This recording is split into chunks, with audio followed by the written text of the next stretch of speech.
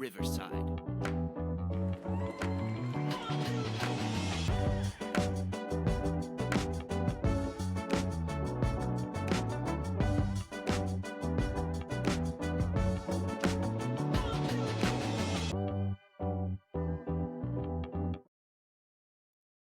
All right, Tim, as you can see, I'm in a hotel room. I got in last night, 4:25 Eastern time. I'm exhausted, but don't worry. I have these gray skies of Pasadena to really give me the UV sun that I need. What is the chances? I get it. The rain's going to favor Indiana in the Rose Bowl when it happens. But what are the chances that we haven't been here since like 1968 and we choose the one Rose Bowl that's going to be cloudy and rainy all week long? I'm allowed to be a little upset about it. Listen, I don't want to be overly confident, but I'm going to be very confident, which is the Rose Bowl getting rain is just one of like 6 other extremely unlikely things that Alabama needs to happen to go their way to win this game. It's just this is a game that I can't wait to like really dive into here a little bit, but it's a game that Indiana should be favored in by a lot. They are that they have every sort of edge, no matter where you look at it, in terms of the offense versus defense, special teams. I think in the coaching edge, all of those things are coming together. It's going to take a monumental effort from Alabama to pull this out. And this is just a great example of like all the small things that are really going to be very long odds for Alabama to ultimately win. Well, you're listening to the Kirkwood and Dunn podcast. My name is Trent. And I'm Tim. And we are here to talk about that game, one of the biggest games in Indiana history. And for some reason, Alabama feels like that's a diss to us that this is one of the biggest games in your history. No doy. Like, yeah, like, of course it is. Like, we have no problem backing down from that. It is an exciting game. We're here to break it down, talk a little bit about, we do a little bit of how Indiana loses this game, how Indiana wins this game, player of the game, and our score predictions. But Tim, it sounds like you are pretty confident going into this game. I am. It's really a matchup that Indiana should dominate. The current betting line is sitting around 7 points or so. We saw projections come out from analytical models that have Indiana winning closer to 2 scores, 13, 14 points. And that seems to be more of the right line here. I was talking up a big game, and I'm going to stick to it, about Indiana winning by 20 more, 20 plus, because the reality is Alabama is a very limited team, especially offensively. They can't run the ball at all, like zero running game to speak of whatsoever. There is money allocated in my FanDuel account right now to that very statement of fact. They're going to have to pass the ball a lot. They've got some talented wide receivers, and I don't think Ty Simpson is bad, but as I joked on Sunday's episode, and I'm going to continue joking probably through Thursday afternoon, Ty Simpson couldn't beat out Jalen Milroe. Like, forgive me for thinking that, come New Year's Day 2026, that he's going to turn into the second coming of Peyton Manning. Like, it's just not going to happen. Brian Haynes has a defensive scheme that's going to throw a lot of things at him. We have elite players, PFF graded elite players at all 3 levels of the defense. Like, this to me just screams of an Indiana domination on January 1st. So obviously we know where you're going to go in your score predictions, but let's talk a little bit about the energy surrounding the game. For one, did you see my pick of the week, my bet that I placed before we came to Rose Bowl? I love it. I think, Betty, if I could get a bigger number, I would. I know it was the largest number I could find. And those of you who don't know, it was minus 43. Indiana to win by more than 43 points in the game against Alabama. I actually won that bet. Again, I did it for engagement farming back when we played Illinois, and I ended up winning that bet. So this one has better odds, so I would absolutely love it. And I love, I put that out, and I didn't put the wage because, no, it's not that much. Ooh, surprise. Because one, I don't bet very much anymore. Because I have to pay for podcasting. But other than that, I didn't do that much. And everyone's like, oh, I bet it's only 50 cents. I bet it's only $1. And I'm like, oh, I actually probably bet way more than they all think I did. So I was, I would be excited if Indiana does pull it off by 43 points because it's going to pay for a significant portion of this trip, which I'm not too This is upset about. this is the great thing about sports gambling being pretty widely available in 2025 and now soon to Yeah. be 2026 is that if you're an Alabama fan right now watching this clip being like, I can't stand these guys and the way that they're talking and their ego and they've never been there before, blah, blah, blah. Great, honey. There is lots of mechanisms for you to go out and get that mortgage paid off. Go roll tide, damn tide over to Yeah. FanDuel and DraftKings, whatever else. Bet that money line. Go right for it, big boy. Go ahead and bet Yeah. Alabama alternate spread minus 10.5 or something. Like,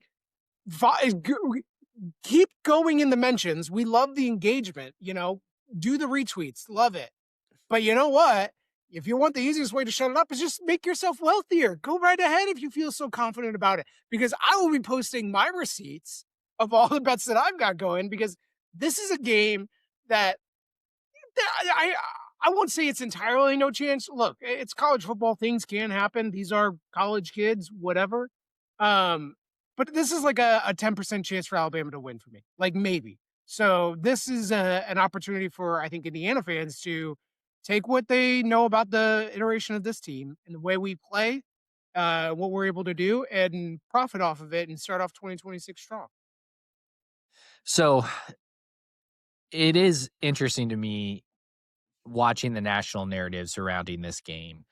There is a lot of people that are picking Indiana. I'm not one to say that like everyone's picking Alabama. And honestly, there's a lot of Alabama fans out there that I'm sure that are like, oh, this is gonna be a tough game. Like Indiana's not like terrible. And we hear the loudest because the algorithm is smart and puts your face in front of all of them.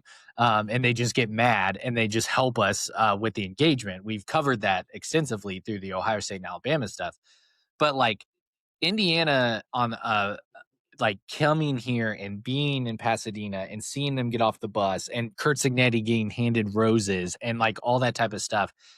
I was blown away, and you disagreed with me that you didn't think it was very funny. You thought it was very cool, but I thought it was hilarious when an Alabama reporter asked Kurt Signetti about how he talks to his team about the mystique surrounding Alabama.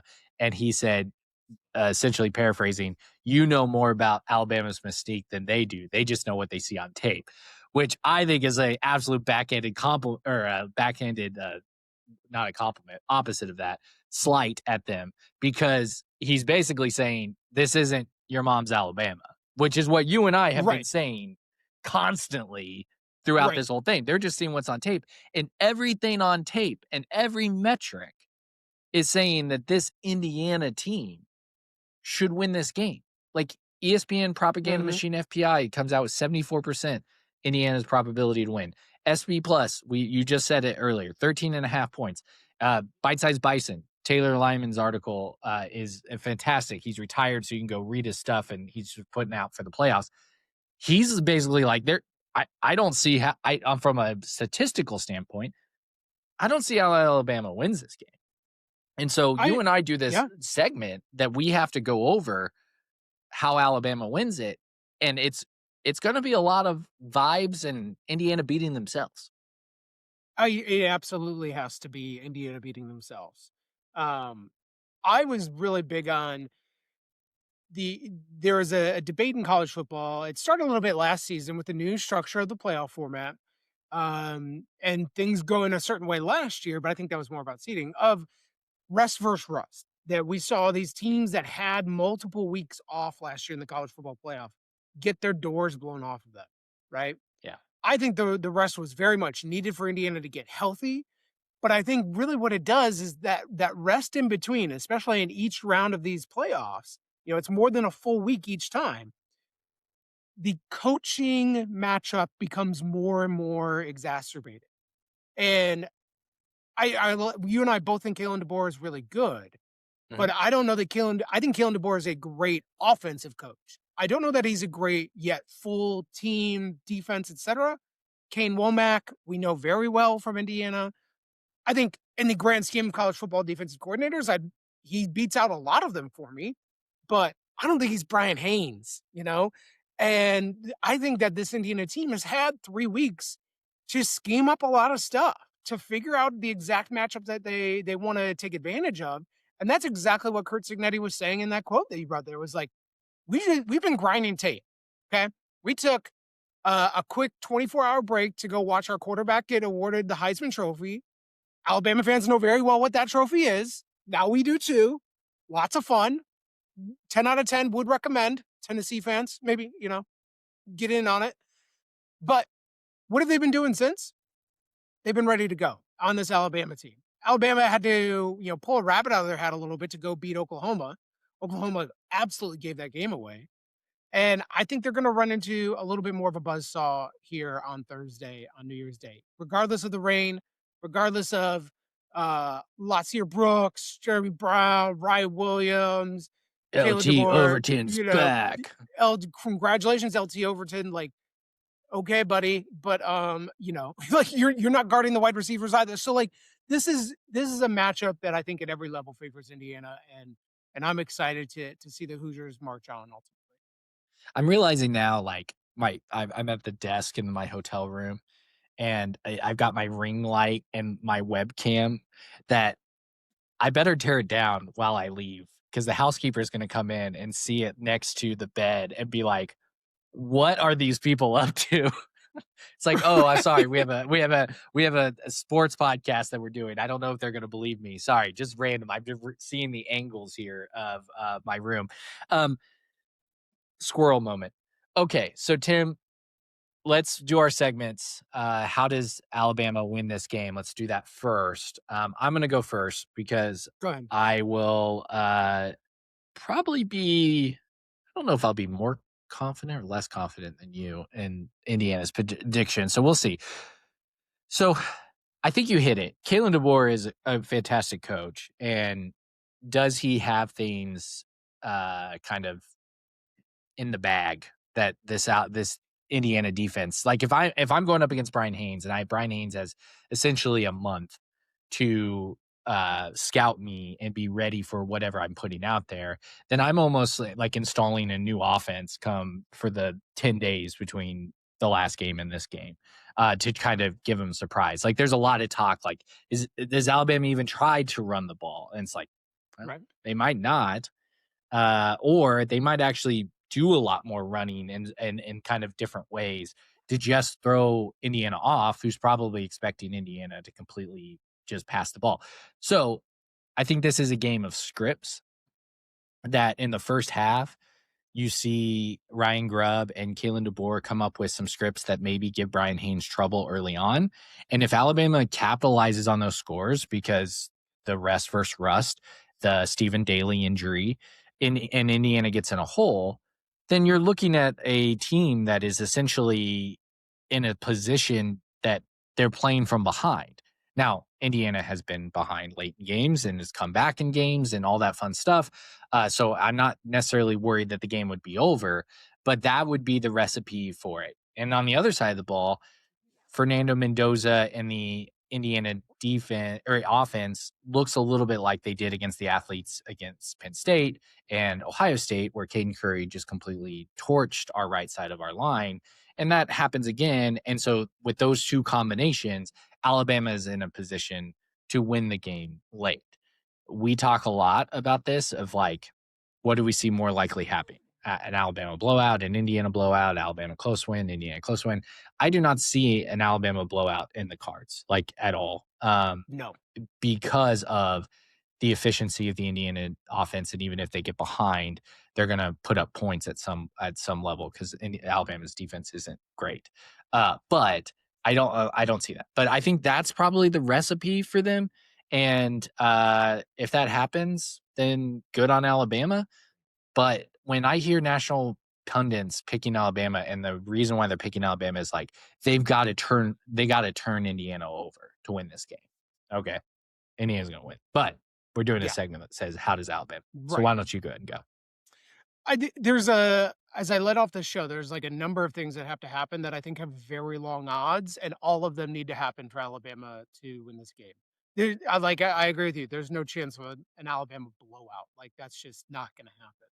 But You'll need Alabama to they they need to run the ball. This is the important thing here, right? They're terrible at it, which is why I'm not gonna pick them at all.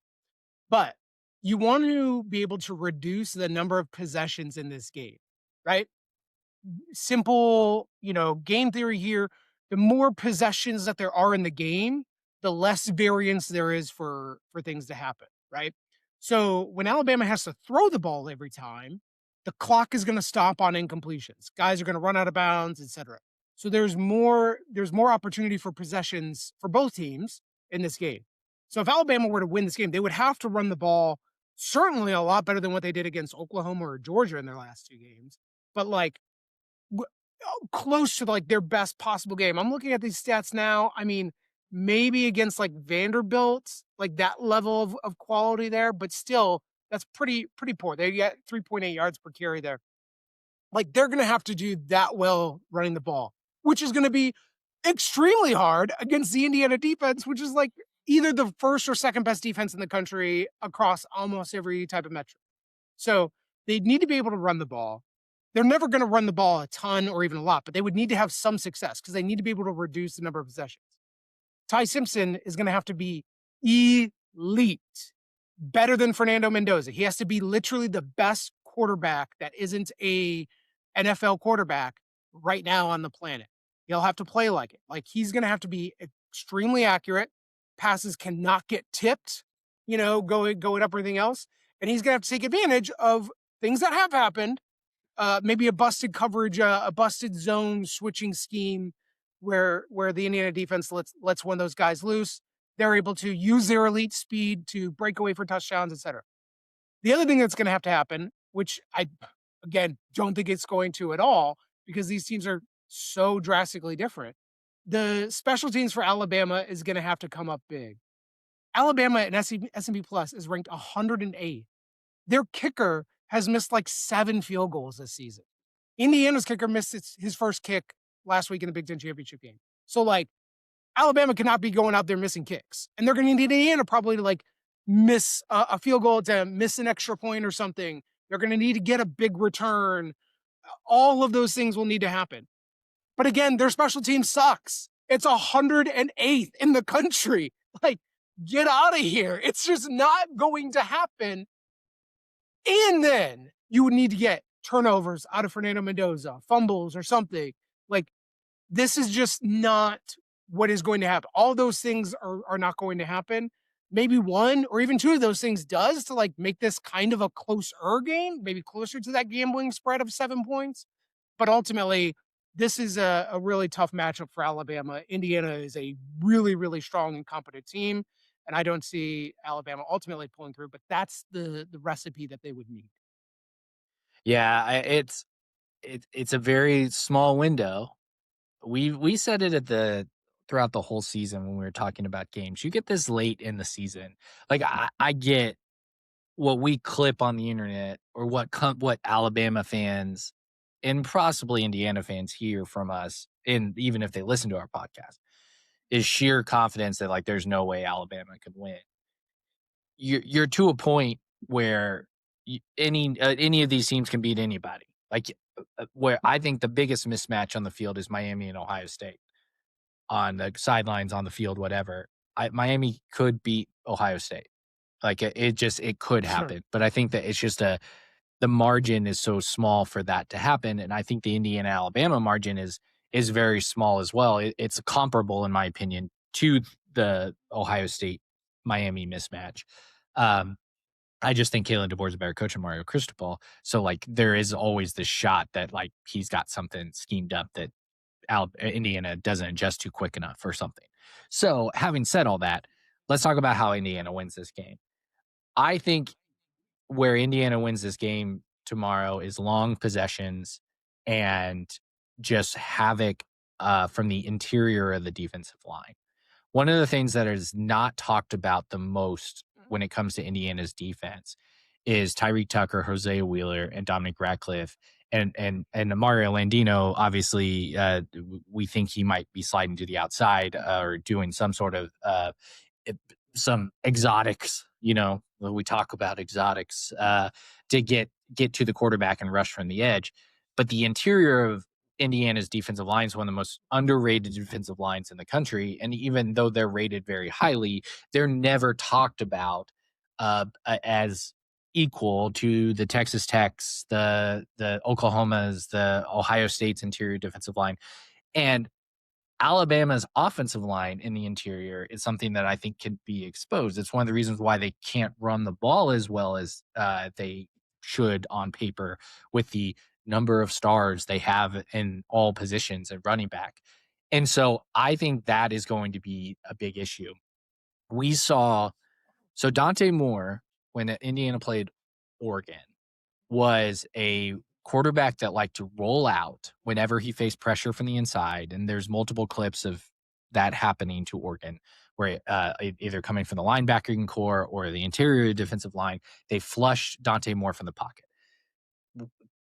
Dante Moore, they talked about it during the game. I've watched that game now multiple times that he likes to throw on the run rather than actually run for first downs and all those types of things. So Ty Simpson is a better, more mobile quarterback than I probably mentally have given him credit for, just like the reverse is true for Fernando Mendoza, and I'll get to that in a second. But that interior defensive line is going to absolutely have to flush Ty Simpson out to the edges to guys like Isaiah Jones if he's blitzing from the edge, or Elijah Hardy, if he's blitzing from the edge. Mikael Kamara, let's have actually your best game of the season tomorrow or on Thursday. That would be fantastic.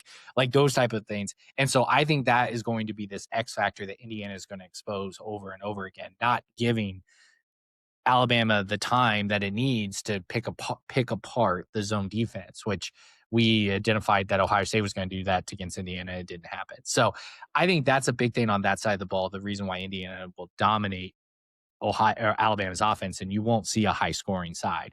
The question is do you see a 13-10 game? Because the other side, the athletes of Alabama's defense, gives Fernando Mendoza and the offensive line and stuff problems.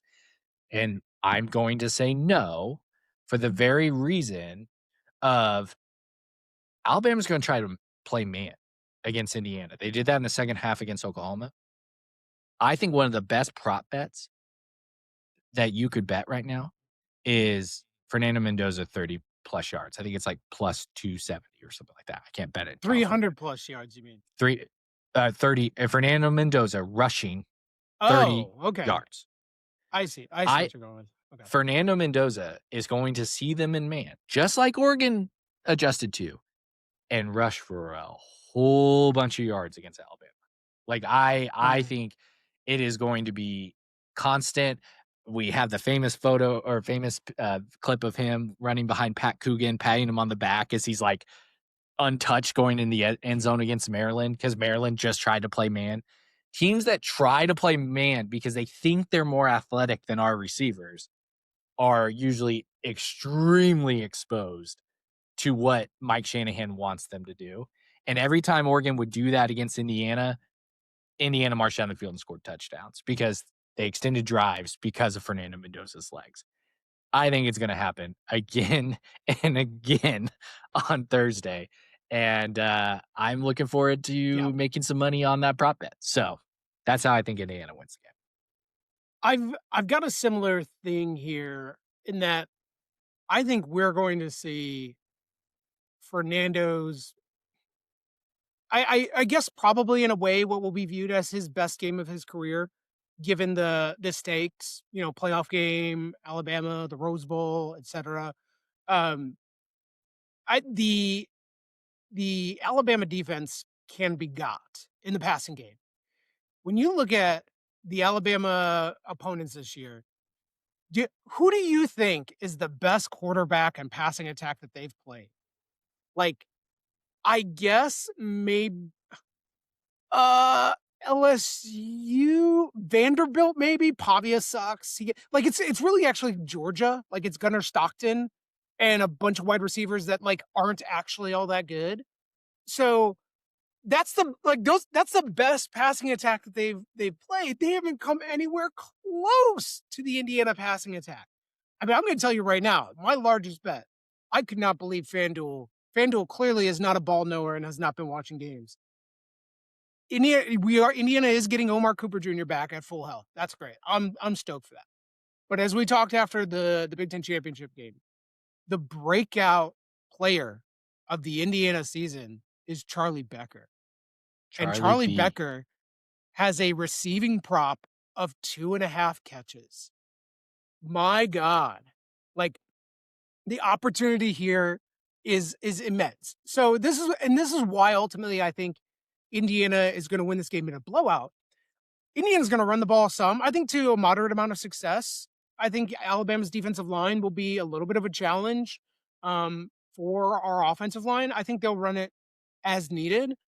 But I think Fernando and our weapons are just so much better aligned to take advantage of an Alabama secondary that hasn't really played anybody yet from a passing attack perspective.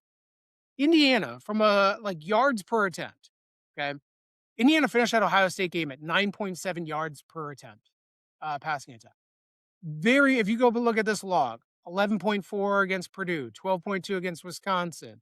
Maryland was like a 7. That wasn't great, but we're missing Surratt. Go back to Michigan State, 14 yards per attempt. Illinois, 15 yards per attempt. At Iowa, 9.9 yards per attempt. A little skewed by that last touchdown, but yeah. Well, but it matters, right? Like those yeah, big plays count. Those things count. But conversely, you look at Alabama,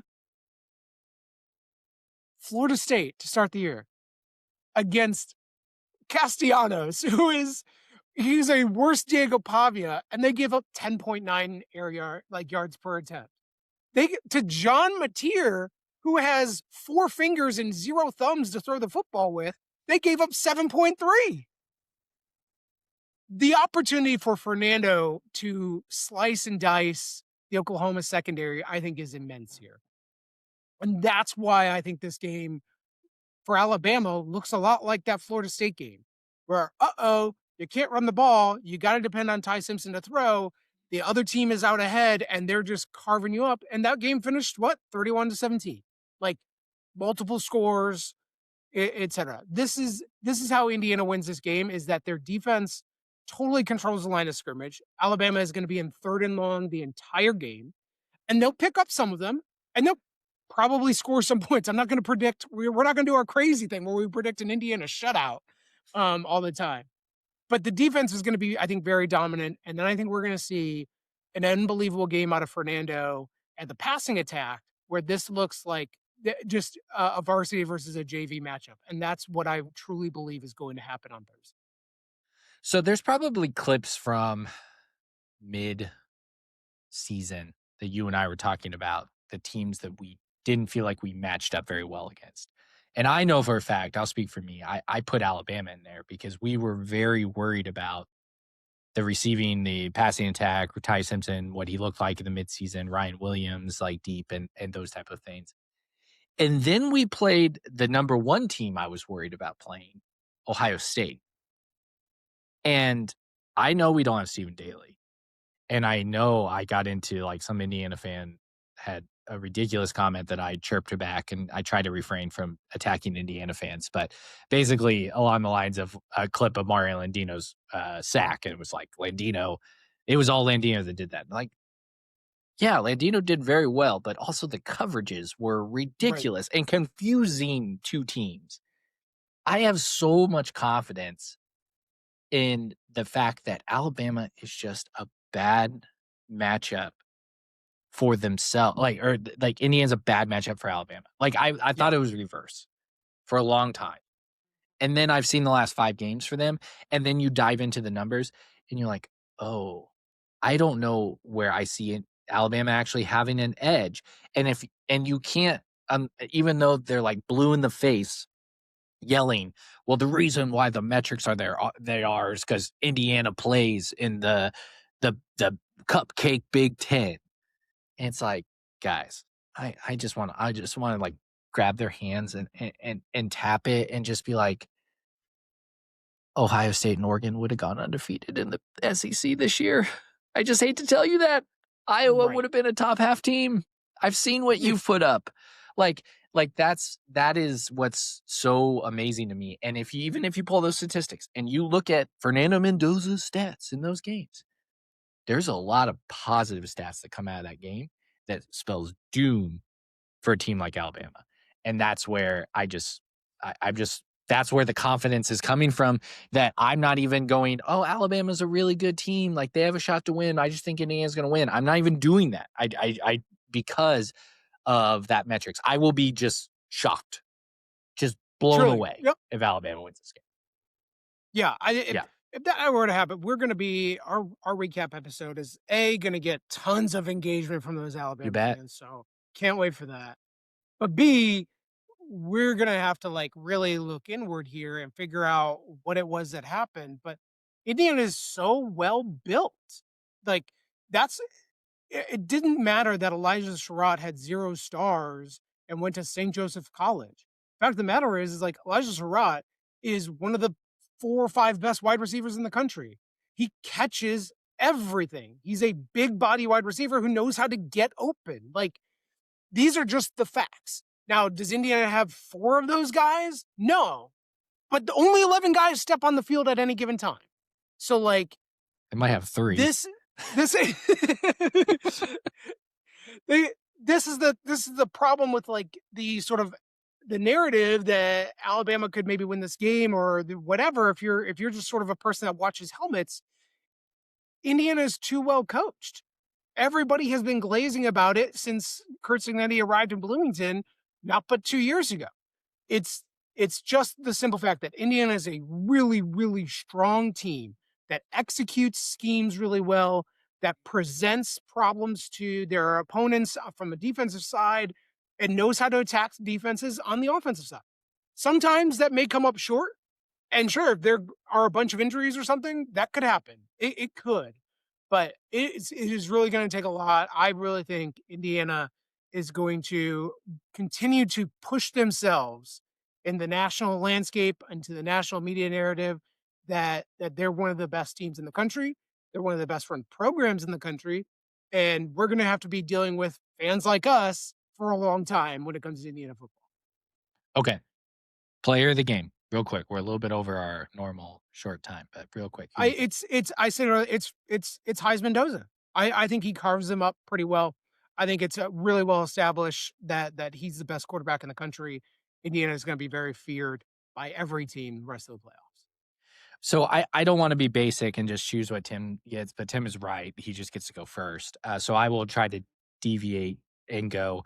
I think the player of the game is Isaiah Jones. And the reason being is because we won't miss Stephen Daly in this game. In this game, I want to be very clear. We will not miss Stephen Daly in this type of game Correct. because of what Isaiah Jones will be able to do at the linebacking core. Having Aiden Fisher and Elijah Hardy next to him will free him up to be either blitzing or stopping their run or making Ty Simpson, when he rolls out, very nervous about running the ball. And I think that that's what will be a difference in this game. And I would not be surprised if he has 2 sacks in this game because of the way that they are going to play this game. And Alabama will pass the ball, so there's going to be more opportunities for them to get sacked. So that's what I'm going to do. Okay, Tim, prediction for the Rose Bowl in 2025. 2026. Oh my gosh, it's almost here. 2026. Yeah, let's go. I've got Indiana winning 35-10. This is pretty strong route. I've said it. I'm not backing down at all. Indiana by 20 plus. 35-10 feels about right for me. I'm looking up. I'm bad podcasting. I know I'm looking down on the screen. Okay. I'm going to put my money where my mouth is. Not the 43-point win. That would be great. But I looked up. I said earlier in the week, and it hasn't been caught by anyone. And I get to do the clipping, so I don't think I'm going to put it on the internet. So Michigan State, Indiana. I said Alabama is just basically Michigan State with better coaching. And Indiana played in a rain game against Michigan State. And I think it's a blueprint for how Alabama will play in this game. Michigan State didn't really run the ball, but they did a lot of short passing so that they kept possessions. And then Fernando Mendoza, I believe, without looking at the stats and the offense, scored touchdowns on 5 straight possessions in that game. No, it had been less than that. It had been like, well, it could have been 5. Anyways, the moral of the story is Indiana won the game 38-13, and that's going to be my prediction for this game. I think Indiana I think Alabama is going to possess the ball early. I think there's going to be a lot of stuff on Twitter about, "Oh, is Indiana rusty? Oh, I don't know. They missed Stephen Daly." And then Indiana slowly does what Indiana does to teams at this level. By the way, Alabama's better than Michigan State. I know no one's going to see that, but Alabama is better. But I'm just saying the way that they are constructed and the way that they will approach this game reminds me of the similar team. And they will continue to look like they're in the game, and then all of a sudden they won't be. And Kurt Cignetti and Indiana will not let up. They have 10 days to rest. They're going to keep going.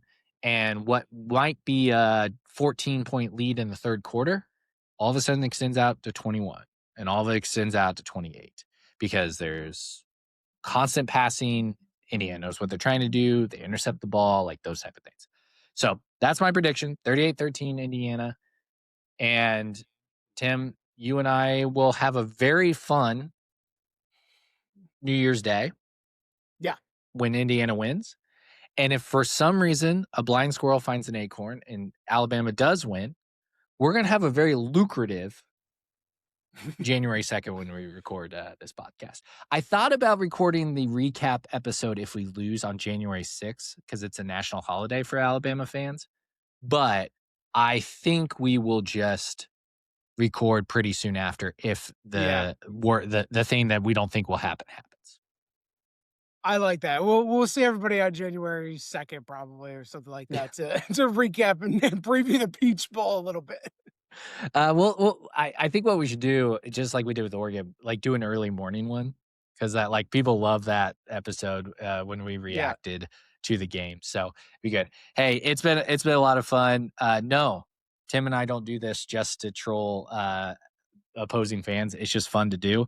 And also, this is how Tim and I talk to each other. And even though some segment of the Indiana fan base accused us this week of not knowing ball because we think that coverages are good, and Alabama fans obviously thinking we don't know ball or been a fan for 2 years, Tim and I have really appreciated being able to have this platform to do this, and it's been a lot of fun. So hopefully you enjoy it because we do this for entertainment purposes, right, Tim? Like this is entertainment purposes only.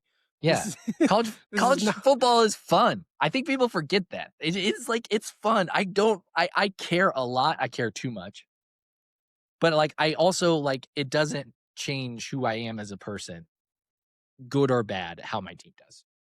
I don't know. I'll get sad, but luckily I won't have to be sad after this one. All right, Tim, let's go Hoosiers. Let's go win a Rose Bowl.